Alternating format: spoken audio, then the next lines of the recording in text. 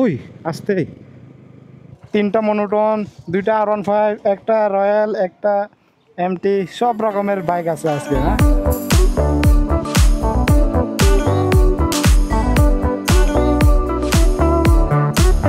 Hello everyone, good morning from ভাঙ্গা। আজকে যাচ্ছি হচ্ছে কুয়াকাটা। সাডেনলি প্লেন করে রাত 2টা-3টার দিকে রওনা দিয়ে দিছি। এখন বাজে সকাল 5:30। এখন পৌঁছাইছি আমরা হচ্ছে ভাঙ্গা। এখানে একটু ব্রেক নিলাম, ভাঙ্গায় পৌঁছাইছি আমরা। প্রায় 7টা বাইক একসাথে রওনা দিছি। রাস্তায় প্রচুর বৃষ্টি ছিল, এই জন্য রাতে আর ভিডিও করা হয় নাই। ডাইরেক্ট শুরু করতেছি এই ভাঙ্গা থেকে। এখন মাত্র আলো আস্তে আস্তে ফুটতেছে, তো পরিবেশটা অনেক জোশ লাগতেছে। রাতে ঘুমায় নাই, একটু পরে আমরা রওনা দিয়ে দিব।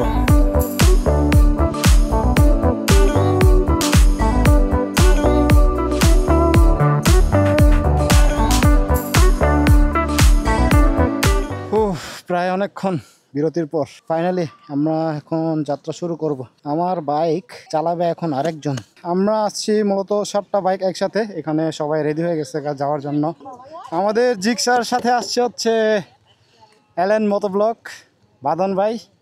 এটা ফুল টুরটা উনি কন্ট্রোল করতেছে নাকি। তারপর আমার বাইকটা চালাবে রিয়ান ভাই ভালোভাবে। তারপরে আমাদের আছে হচ্ছে আরেকটা এসএফ ভাইয়ের নাম সাব্বির।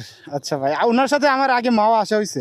আর আমাদের কাঙ্ক্ষিত বড় ভাই মোহাম্মদ তন্ময়, আমাদের আরেকজন শান্ত ভাই আলফা ইন হেলমেট, সাথে এমটি ও আরেকজন জি ফারদিন মোটোব্লগ। সব ব্লগার আমাদের সাথে। ইটিসি এক্সপ্লোর ফলো করে দিয়েন। এখন আমি চালাবো হচ্ছে প্রায় অনেক দিন পর আমার বাইকটা চালাবে হচ্ছে বড় ভাই। ঠিক আছে, সব বসে আরাম। আচ্ছা, সমস্যা নেই, দেখি। না সমস্যা নেই, চালাইছি তো R15 চালানো আছে।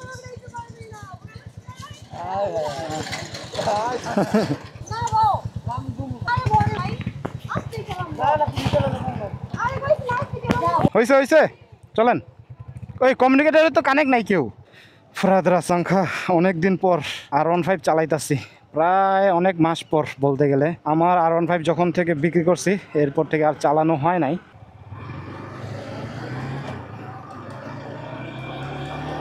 আমার বাইকটা এক বড় ভাই নিচে, তারা কাপল তো এই বাইকে কমফোর্টেবলভাবে বসে চালাইতে পারতাছিল না, যার জন্য আমার বাইকটা ওরা চালাইতেছে।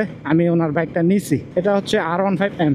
ও মানাইতেছে অনেক। আসলে রয়্যাল সবার সাথেই মানায় যায়, কেন জানি না। এই রয়্যাল জিনিসটাই এরকম, সবার সাথে মানায় যায়। যে বসবে তার সাথে, চিকন বলেন, মোটা বলেন, খাটো বলেন, লম্বা বলেন, মানে যার সাথে উঠবে সে তার সাথেই মানায় যায়, এরকম একটা বাইক। এই রাস্তায় আমরা এখন বরিশাল রোডে আছি, বরিশাল হাইওয়ে। এর আগে আমি কুয়াকাটা গেছি একবার, এই বছর আরেকবার যাচ্ছি। ভাবছিলাম আমার রয়্যাল দিয়ে এই ট্যুরটা সম্পন্ন করব, কিন্তু আরেকটা বাইকের সাথে কমপ্লিট করতে হইতাছে। দেখা যাক আমার বাইকে কখন ফিরতে পারি। স্পোর্টস বাইকে আরেকটা সুবিধা হচ্ছে 80-90 কখন টাচ হয়ে যায় টের পাওয়া যায় না। চালাইতে অনেক জোশ, ভালোই লাগতেছে। এই বাইকে 100 টাচ করে গেল, কিন্তু ওইরকম টেরই পাওয়া যায় না। এমটির সাথে আমার বন্ডিং ভালো, যে কোনো জায়গায় ট্যুরে অনেক জোশ। সবাই পিছনে পড়ে যায়, কিন্তু আমরা দুজন সবসময় একসাথেই থাকি।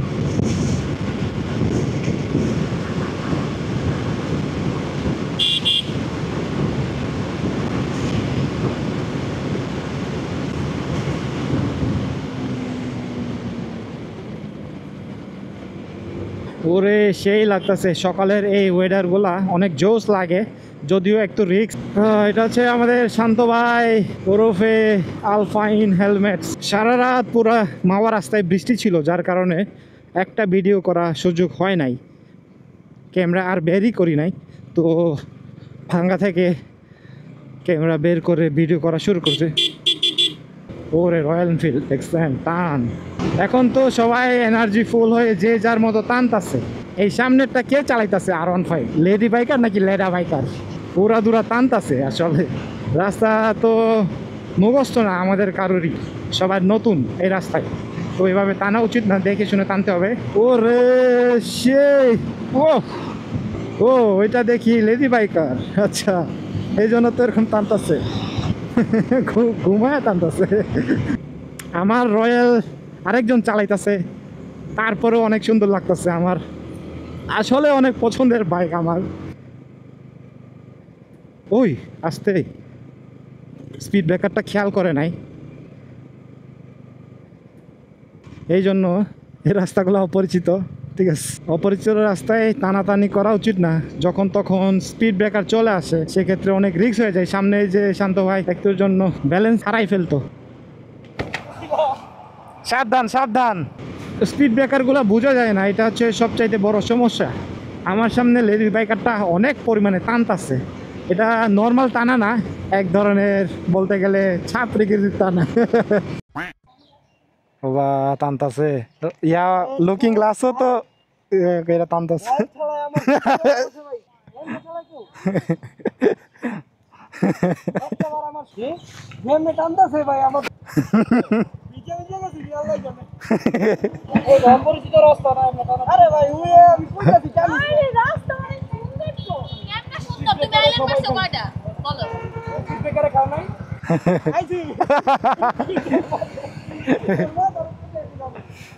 কেমন লাগতেছে?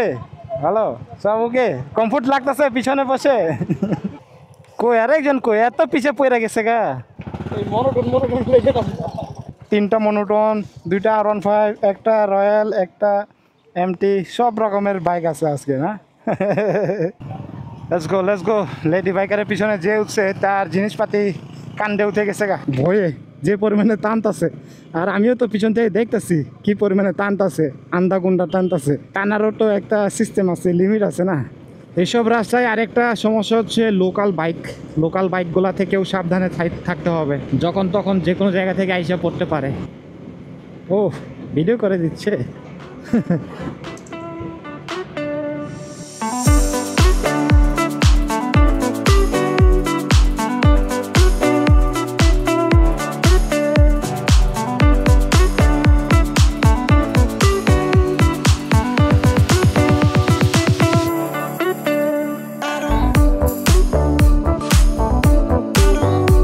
এখন বাজে 6:40, প্রায় 7টা বাজে।